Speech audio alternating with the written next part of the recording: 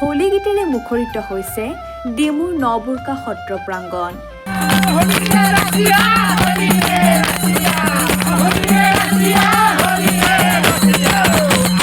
হীৰক জয়ন্তী বৰ্ষ উপলক্ষে মূল পতাকা উত্তোলন কৰে ৰাজ্যিক বিজেপিৰ সভাপতি ভৱেশ কলিতাই। আজিৰে পৰা 5 দিনীয়াকৈ আৰম্ভ হৈছে দৌল মহোৎসৱ। ৭৫খন পতাকা উত্তোলন কৰি এই হীৰক জয়ন্তী বৰ্ষ আনুষ্ঠানিকভাৱে শুভাৰম্ভ কৰা হয়। কেইবাখনো সত্ৰৰ জ্যেষ্ঠ লোকে অংশ লোৱাৰ পিছত মূল পতাকা উত্তোলন কৰে বিধায়ক ভৱেশ কলিতাই। পতাকা উত্তোলনৰ পিছতে সমগ্ৰ সত্ৰ চৌহদত দেখা গ'ল এক উৎসৱ মুখৰ পৰিৱেশ। গাঁওখনৰ সকলোৱে আৰম্ভ কৰিছে পৰম্পৰাগত হোলী গীত। গাঁওখনৰ ডেকা বুঢ়া যুৱক যুৱতী আয়তীয়ে জুৰিলে হোলী গীত। 5 দিন ধৰি চলিব লগা এই হীৰক জয়ন্তী বৰ্ষত বিভিন্ন কলা সংস্কৃতিৰ প্ৰদৰ্শন কৰা হ'ব বুলি সদৰি কৰিছে আয়োজক সমিতিয়ে।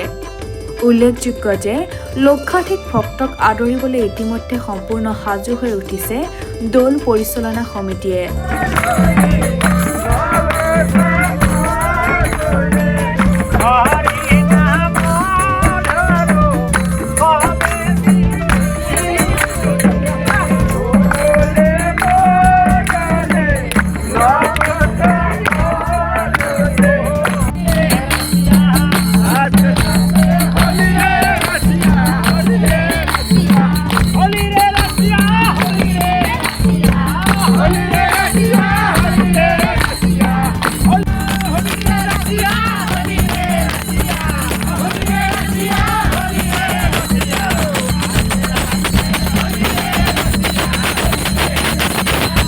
ফাকুৱা আমি এই উৎসৱৰ লগত আমাৰ ফাকু খেলিব লাগে। ফাকু খেলা, ফাকু হ'ল এটা গছৰ গুটিৰ পৰা ফাকু তৈয়াৰ কৰা হয়। ফাকুৰ ঔষধি এটা গুণ সম্পন্ন ফাকুৱা 5 দিনীয়াকৈ ইয়াত উৎপন্ন কৰা হয়।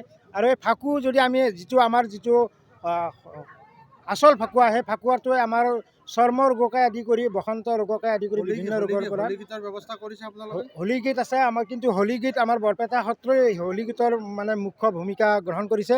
তথাপিতো আমিও যিহেতু বৰপেটা সত্ৰৰে অনুগামী, আমাৰ সত্ৰ নবুৰ্কা সত্ৰ, গতিকে আমাৰ ইয়াতো চেগা চৰকাকৈ হ'লেও হোলী গীতৰ চৰ্চা হয়। যি নবুৰ্কা সত্ৰত শ্ৰী শ্ৰীকৃষ্ণৰ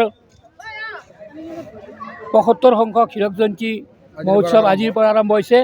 আজি এই অনুষ্ঠানৰ আৰম্ভণিৰ পৰাই ৰাতিপুৱা প্ৰভাত ফেৰীৰে এই অনুষ্ঠান আৰম্ভ কৰা হৈছে।